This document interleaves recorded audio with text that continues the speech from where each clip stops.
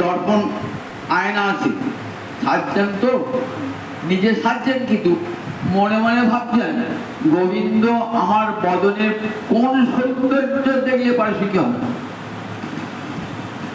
বারবার সাজ না হলো না, এই সখী দেখ ললিতা এভাবে সাজেন, এভাবে সাজাচ্ছেন, বারবার সাজেন, নিজে সাজছেন কিন্তু দর্পণে কার মুখটা ফুটে ওঠে। আপনি যখন সাজেন আমরা সঙ্গে দর্পণ থাকে, কার মুখটা ফুটে ওঠে, আপনার মুখে ফুটে ওঠে তো।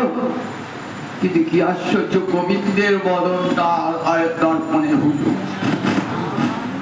দেখেছেন কেমন কৃষ্ণ ভালোবাসা, নিজের মুখ রাধায় দেখতে পাচ্ছেন না,